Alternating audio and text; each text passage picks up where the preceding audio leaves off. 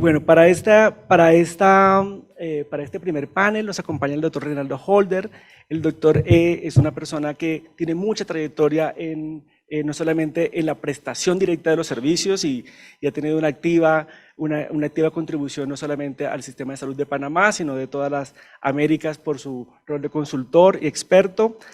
Además, ha tenido una gran trayectoria en este asunto de pensarnos cómo son las redes y cómo funciona la articulación entre las redes de servicio de salud.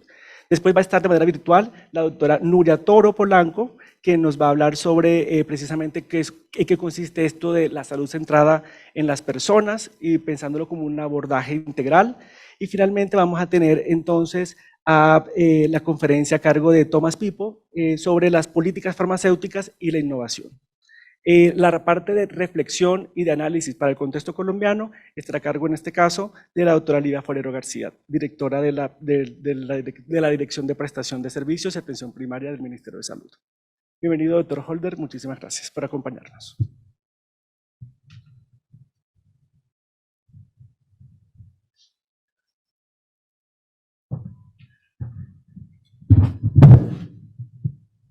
Muy buenos días. Primeramente para agradecer a los organizadores que me hayan invitado a estar presencialmente acá. Y a ver nuevamente a muchos amigos que no he visto en algún tiempo. Yo vivo a 2 cuadras del Océano Pacífico en la ciudad de Panamá, a nivel del mar. Por tanto, si sienten que estoy entrecortado, saben por qué. Pido un poco de paciencia, ¿no? Y voy a usar mi computador porque también mi visión no me permite ver la pantalla.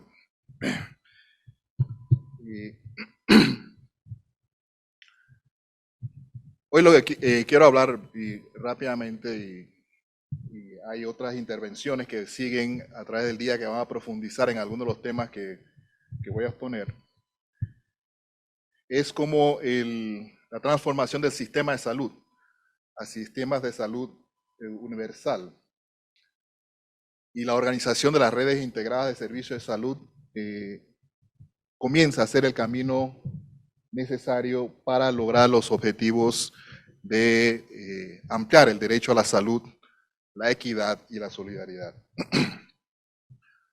Voy a primeramente a dar un marco de referencia muy breve. Vamos a hablar un poco de salud universal para comenzar desde el enfoque de sistema y entonces aterrizar sobre redes integradas. Ya existen múltiples evidencias en este trabajo que aparece en la pantalla. Yo tengo que cambiar. Ya, no, está bien. En este trabajo que aparece que fue realizado por Ernesto Báscolo, Amalia del Riego y Natalia Nova, donde son compañeros nuestros trabajando en Washington, enfatiza que hay múltiples barreras de acceso de la población en el continente, en la región de las Américas, para utilizar los servicios de salud, que son barreras organizativas, geográficas, financieras y de aceptabilidad, y que eso afecta, ¿no?, la morbimortalidad y afecta el derecho de las personas a utilizar, acceder a los servicios de salud. Más de 279 millones de personas en la región reportan que no buscan atención en salud cuando la necesitan. Y el porcentaje mayor de esas personas se encuentran en los países de ingreso mediano-bajo, a diferencia de los de ingreso alto y mediano-alto. Entonces, estas necesidades insatisfechas de la atención de salud pueden incrementar marcadamente el riesgo de las personas para mantener su estado de salud y resolver los problemas de enfermedad que se suscitan en sus comunidades y en sus familias. El estudio que ven en la pantalla está en curso, es un estudio que todavía no hemos terminado, pero que responde a una serie de encuestas que hemos hecho circular durante el periodo de la pandemia para ir estableciendo cómo la pandemia y los problemas de los servicios de salud han ido afectando considerablemente la atención de las personas. Y por ahora se observa que más de la mitad de los países informan servicios interrumpidos de salud, sobre todo en salud mental, y 55% de esos países reportaron afectaciones significativas en los programas de inmunizaciones. Y ya estamos viendo en muchos países el resultado de esto. Más del 40% de los países reportaron problemas en los servicios esenciales de salud, o sea, disminución significativa del alcance y la cobertura de los servicios de salud esencial en salud reproductiva, materna, neonatal, infantil, los programas tradicionales del sistema de salud.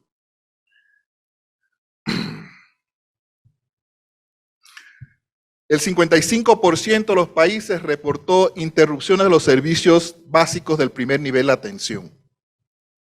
En algunos países, afortunadamente los menos, el primer nivel de atención quedó casi totalmente cerrado y los trabajadores de la salud, fundamentalmente médicos y enfermeras, fueron trasladados a los hospitales, lo cual ocurrió en la primera etapa y entonces en esta etapa que estamos ahora, estaban manifestándose los problemas negativos, los resultados negativos de esta toma de decisión en la manera en que han aumentado ahora los problemas de mortalidad de los pacientes, sobre todo que requieren servicios crónicos. El 40% de los países informaron interrupciones en los cuidados de rehabilitación, paliativos y en las condiciones crónicas. Hay que pensar a veces colocarse en la posición de las personas que requieren estos servicios, especialmente el servicio de rehabilitación o servicios paliativos, que no pueden esperar a que los servicios se reabran o se reanuden para resolver sus problemas de salud. Otra de las lecciones o los resultados que estamos viendo del periodo de pandemia que aún no termina, es que la existencia de un número plural de instalaciones de salud de distintos niveles de complejidad en una región no necesariamente significa que trabajen en red. En muchos de los países, fundamentalmente los hospitales, comenzaron a trabajar independientemente y se descartó totalmente la participación del primer nivel de atención, lo cual posteriormente yo creo que se está demostrando fue el primer nivel de atención el factor determinante en detener en gran medida la pandemia, en extender la inmunización contra el coronavirus, y entonces el no haber tomado en cuenta desde el inicio el primer nivel de atención ha significado una afectación significativa de muchos servicios. Además de eso, en medio de la pandemia no se han resuelto una serie de problemas que tienen que ver con el aumento de la complejidad de la demanda de servicios de salud. Cada vez más los servicios de salud en los países enfrentan una carga significativa en la necesidad de atender pacientes con condiciones crónicas y pluripatológicos o plurimorbilidad, lo cual requiere incremento en las tecnologías, incremento en el recurso humano, etcétera, y que ya era una carga significativa de los servicios de salud y que ahora en algunos países en los cuales se interrumpieron los servicios de primer nivel de atención se han profundizado. Y entonces aquí Reimann en el segundo plantea la necesidad de que todo el sistema de cambiar y poder brindar mejor servicio a los pacientes con condiciones crónicas o múltiples condiciones crónicas, pero además subraya la necesidad que tiene el sistema de hacer cambios significativos en la formación de los recursos humanos, fundamentalmente en la formación de los médicos y las enfermeras. Todo esto apunta a que las lecciones que van saliendo de la pandemia requieren transformaciones significativas que aumenten la resiliencia del sistema de salud. Y esas transformaciones no pueden ser nada más en los servicios de salud, sino que tienen que ser globalmente en el sistema y en todos sus niveles. No solamente son cambios en cómo proveemos servicios directos de atención, sino cambios en las políticas, cambios en los mecanismos de organización y de gestión de los servicios de salud. Y por tanto, una de las necesidades que se subrayan como resultado de la pandemia es la necesidad de ir formando, de ir creando sistemas de salud más resilientes. Entonces eso nos lleva al concepto de salud universal, que casualmente apunta a la necesidad de transformaciones estratégicas que permitan fortalecer los sistemas de salud para cumplir con los objetivos de ampliar el derecho a la salud, la solidaridad y alcanzar la equidad.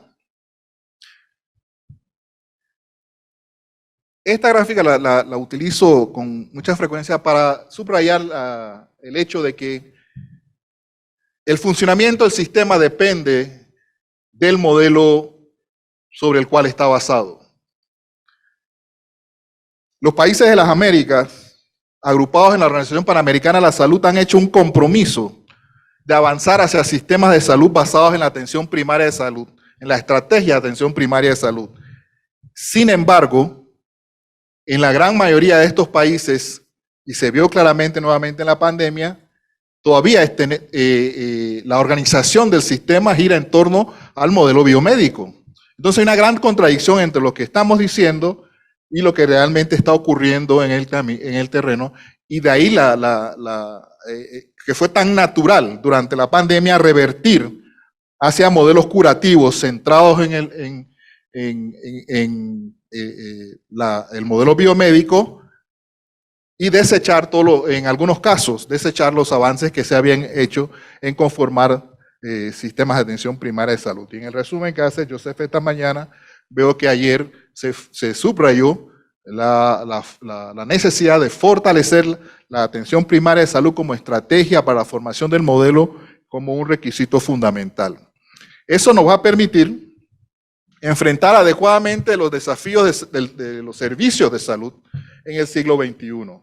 Desafíos que fueron nuevamente, salieron a la palestra durante el periodo de la pandemia.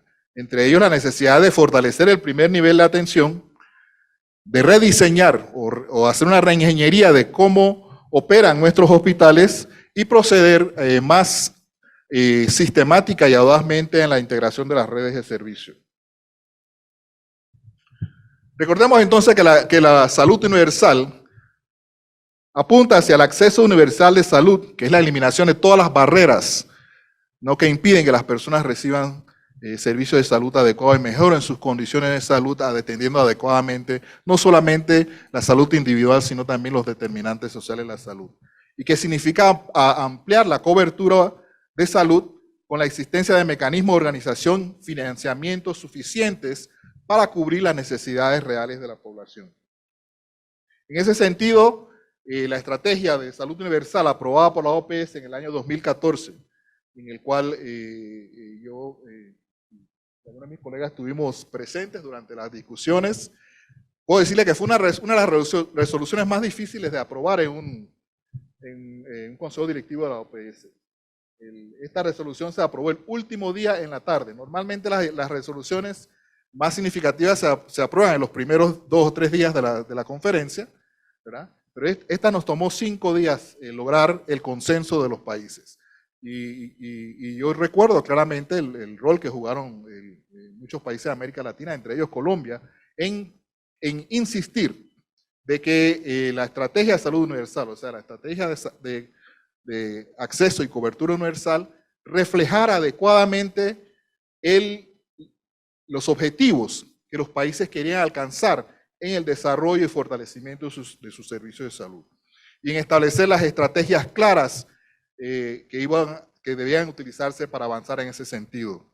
Ahora bien, esas estrategias requieren la implementación de políticas, pero no puede ser políticas nada más que se queden en documentos, sino exige, ¿no?, las transformaciones y las acciones que lleven realmente al cambio real y sostenido del sistema y de sus servicios de salud. Como quiera que mi presentación no tiene que ver únicamente con salud universal, voy a detenerme solamente en la línea estratégica 1. La estrategia tiene 4 líneas estratégicas, han sido tratadas en distintas presentaciones.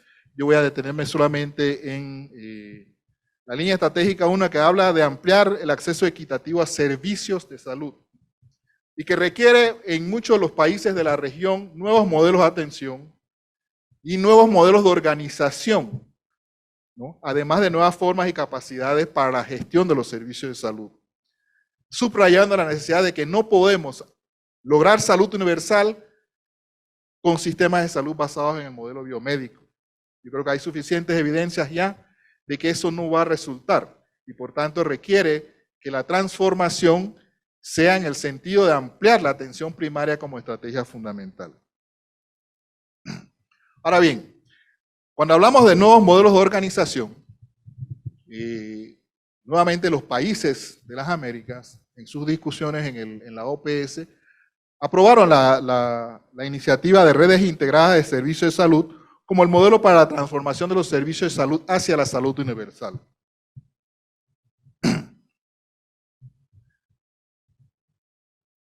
El reto entonces de los sistemas de salud en la región pasa por eliminar la segmentación marcada que hay de los sistemas de salud en la región, que produce la gran inequidad, y además resolver los problemas de fragmentación de sus servicios, que genera servicios ineficientes e ineficaces en lograr los resultados de salud que la población y la sociedad espera.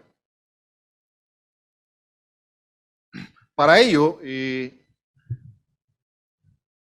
en la línea estratégica número 1 de salud universal, se plantea entonces la necesidad de cambiar el modelo de atención, de realmente cambiar el modelo de atención, de no solamente decirlo en el discurso y en los documentos, sino de proceder hacia el fortalecimiento de un modelo de atención basado en atención primaria de salud, y que no coloque nuevamente a los hospitales y a la relación biomédica en la estrategia fundamental para atender un evento como el COVID o el incremento de las condiciones crónicas. Y requiere además un cambio en la conformación y organización y actuación de los servicios de salud, los cuales la OPS, a través de sus Estados miembros, ha venido planteando desde hace ya más de una década a través de un modelo que permita realmente la coordinación de la atención de las personas a través de un sistema, un modelo de organización de los servicios que atiendan realmente todo el continuo de atención, ¿no?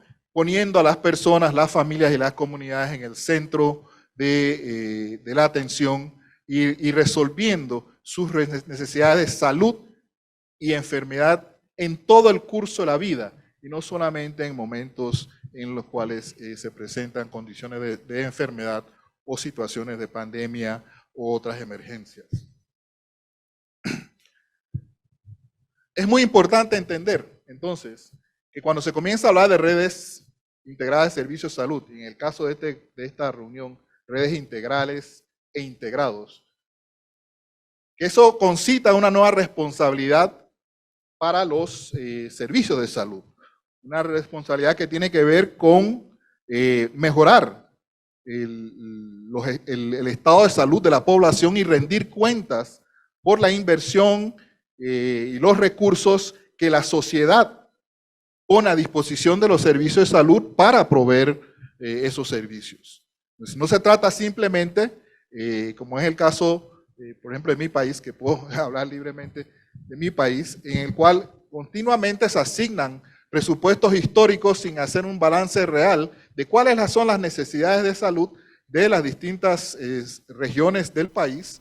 Se establecen sistemas de prestación de servicios que son iguales en todas las regiones sin ver las características muy particulares y necesidades muy diversas de las distintas regiones. Entonces, avanzar en RIS significa, no solamente organizar los servicios de salud para garantizar la referencia y contrarreferencia, que es un error muy común, sino también organizar la gestión para rendir cuentas por los recursos que la sociedad nos da y realmente avanzar en la mejoría del estado de salud de la población. Para eso el modelo plantea 4 ámbitos de desarrollo y 14 atributos. Un ámbito que tiene que ver con las modificaciones del modelo asistencial y la organización de la red. un ámbito que tiene que ver con la gobernanza y la participación de distintos sectores en la formación de las estrategias, en la rendición de cuentas, en el desempeño de la red. Un ámbito que tiene que ver con la organización y gestión de los servicios para ganar eficiencia, economías de escala y mayor efectividad.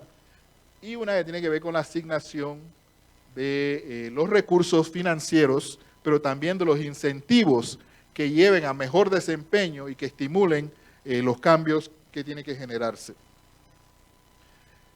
Entonces, el modelo RIS, y quiero hacer un paréntesis aquí para que recordemos que la palabra modelo significa la visión ideal, ¿ok?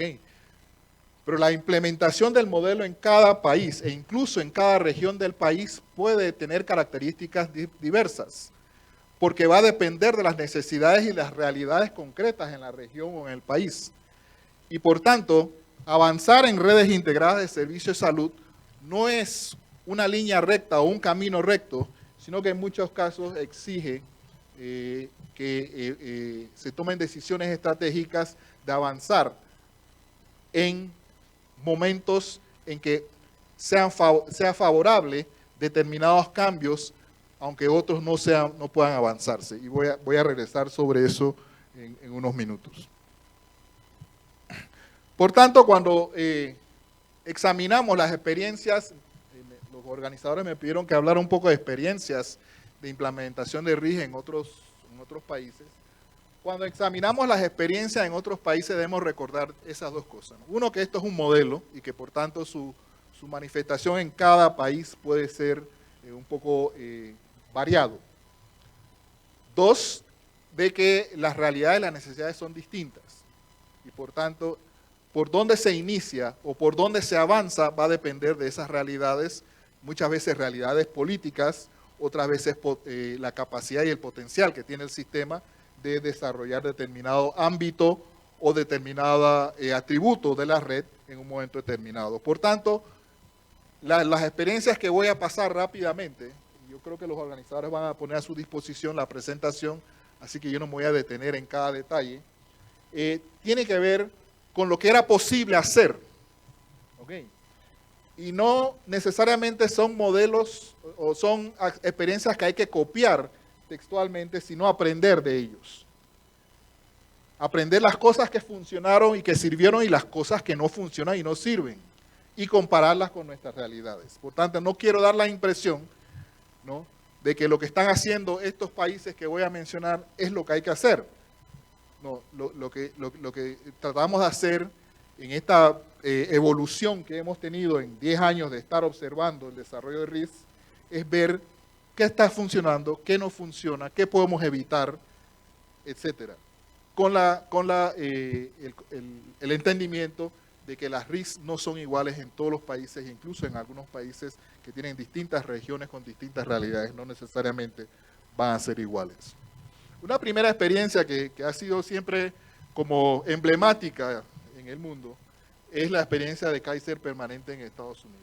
La experiencia de Kaiser fue tan emblemática que el gobierno del Reino Unido utilizó el modelo de Kaiser para hacer la evaluación del National Health Service hace como 10 años. ¿Okay?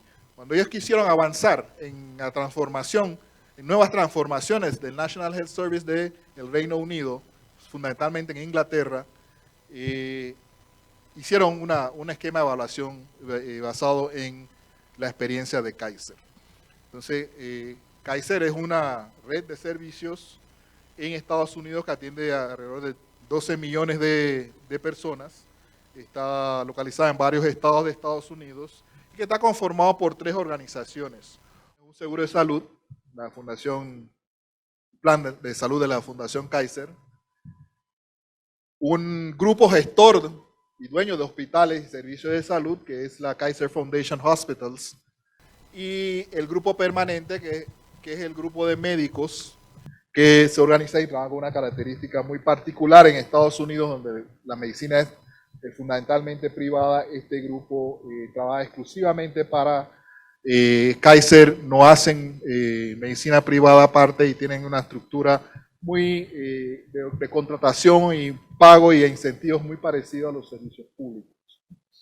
Entonces, Kaiser tiene una experiencia larga, de la cual nosotros nos nutrimos para preparar el documento de redes integradas de servicios de salud, pero también han apoyado en otros países.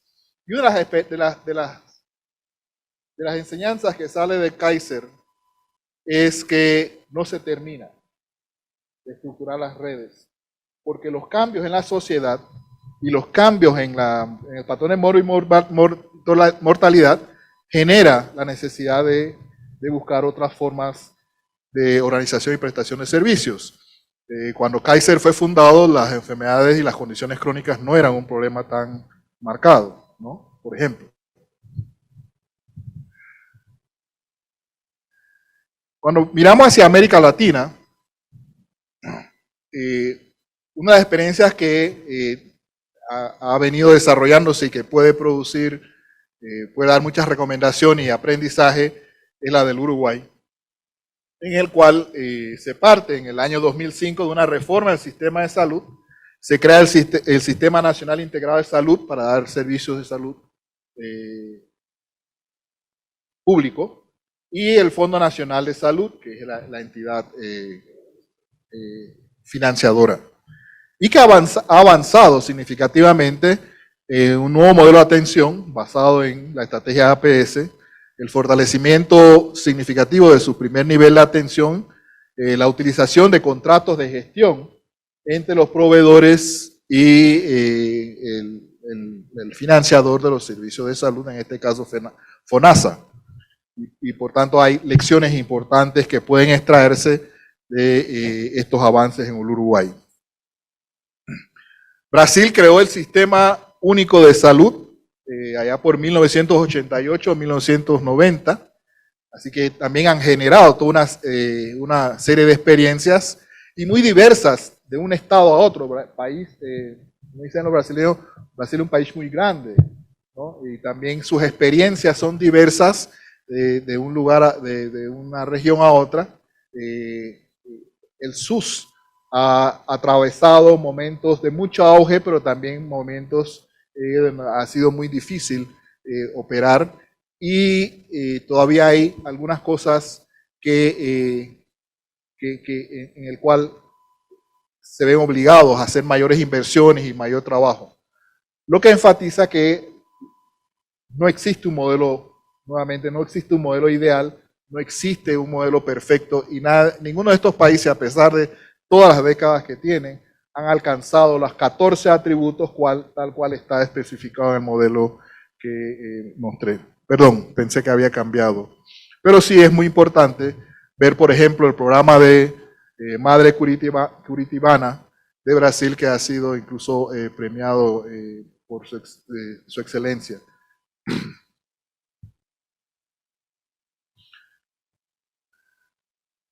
Costa Rica es otro país que tiene una larga evolución de la transformación de los servicios de salud desde la creación de los EVAIS en la década del 90. Se ha ido acumulando una serie de experiencias que pueden ser útiles para todos los países que atraviesan por la configuración de RIS. Sin embargo, también hay que aprender de los retrocesos, diría yo, en determinados momentos.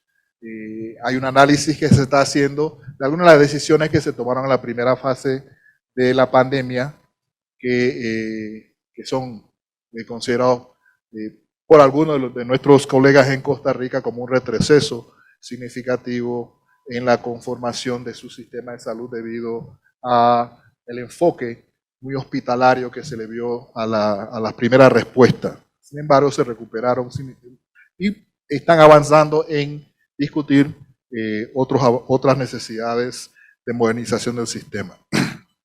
Chile fue el primer país que oficializó las redes integradas de servicios de salud como una estructura dentro del Ministerio de Salud, ¿no? Creando la Subsecretaría de Redes Asistenciales.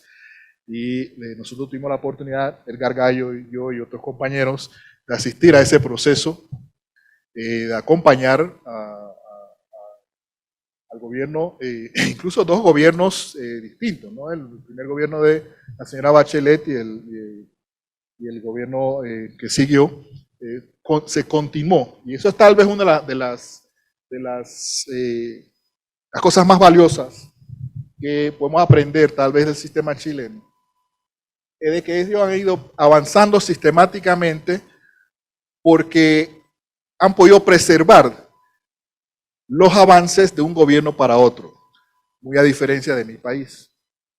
Todo lo malo es mi país, ¿ok? En mi país, cada vez que cambia el gobierno, se echa para afuera todo lo que se hizo anteriormente y se comienza de cero, ¿no? Y en la evolución y la construcción de RIS necesitamos seguir avanzando porque hay procesos que requieren un tiempo de maduración. Entonces Chile, debido probablemente a la participación de la Sociedad de Administradores de Salud, que es amplia, han podido mantener muchos los avances porque cambian los gobiernos, pero los colegas se intercambian en los puestos. Entonces hay discusión, hay análisis, hay una unidad de criterio y eso ha permitido preservar a través de esos cambios y seguir avanzando. Hay mucho que hacer en Chile todavía, dirían los colegas chilenos, no están donde ellos quisieran estar, sin embargo es una experiencia muy interesante.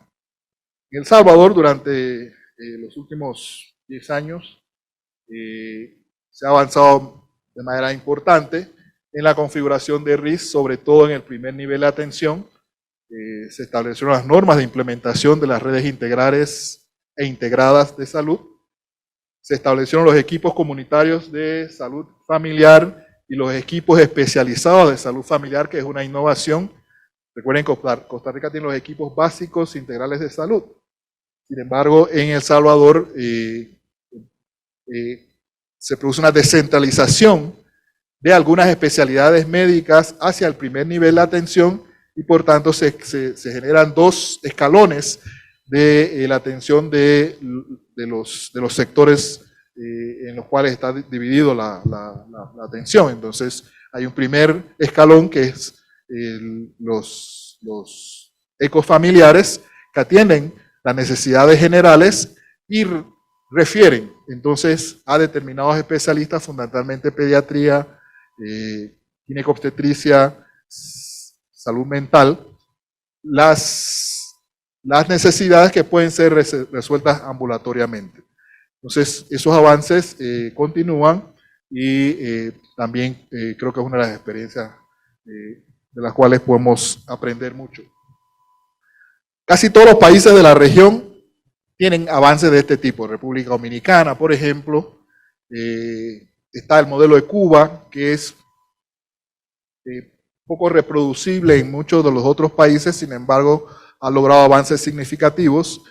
Y hay experiencias de las cuales permiten no cometer los mismos errores o no tener que partir de cero en cada uno de las nuevas transformaciones que enfrenta o que va a enfrentar este país en el futuro inmediato. Quiero terminar con una serie de mensajes. Uno, mucha gente se pregunta por qué hay que fortalecer el primer nivel de atención, y esta pregunta resurgió ahora con la pandemia, ¿no? ¿Por qué hay que fortalecer el primer nivel de atención si la pandemia la podemos atender en los hospitales? Bueno, resulta que los países que ponen mayor inversión en el primer nivel de atención ya comienzan a demostrar mayor capacidad de respuesta, mayor capacidad de respuesta integrada e integral a los problemas de salud, especialmente durante la pandemia, ¿no? Entonces, como verán ahí, el país que menos invierte en nivel de atención es Estados Unidos, invierte el 15.2% del gasto público como porcentaje del gasto público total en primer nivel de atención. Sin embargo, países como El Salvador, Cuba, Bolivia, Barbados ya están invirtiendo por arriba de la media para la región, que es 24.0. Entonces la inversión importa. cuánto dinero ponemos en el primer nivel de atención. Y yo le digo a los colegas a veces que para mí es muy fácil a veces identificar qué países están realmente avanzando en el fortalecimiento del primer nivel de atención. Yo les pido ver el presupuesto de salud del año vigente. Y de acuerdo a la proporción que hay entre hospitales y primer nivel de atención, entonces podemos determinar realmente si las políticas apuntan hacia ese fortalecimiento o no, porque si no se pone los recursos financieros para que pueda desarrollarse, transformarse y ganar capacidad del primer nivel de atención, entonces no va a darse ese proceso. Por tanto, eso, para avanzar en redes integradas de servicios de salud, se requiere un enfoque preponderante y de mayor inversión en el primer nivel de atención. Eso ya no hay duda. ¿Okay? Pero también hay que cambiar el rol del primer nivel de atención y convertirlo en el ordenador de la atención y el anillo de contención para proteger los hospitales de la sobrecarga y el desbordamiento, como hemos visto, y que nuevamente estamos viendo con los brotes estacionales que están surgiendo en casi todos los países. Me contaba el doctor Gallo que ya hay un problema serio con rotavirus, ¿no? Rotavirus. En Panamá, con el sincitial respiratorio, tenemos problemas aumentados significativamente, aparentemente producto de las cuarentenas de la pandemia. Ahora han aumentado las patologías que normalmente veíamos en ciclos estacionarios durante el año. Por tanto, para evitar esos desbordes y colapsos de los hospitales, es necesario fortalecer el primer nivel de atención para que juegue el papel transformador que puede hacer.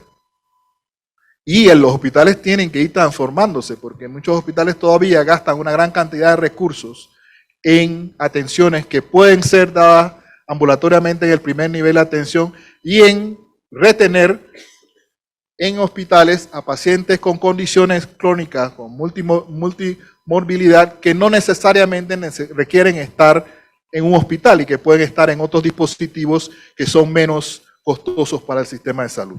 Entonces, esa transformación, estamos a punto de terminar un documento en la OPS sobre las posibilidades de transformación del papel y el rol de los hospitales y recomendaciones de cómo reestructurar la atención de los hospitales.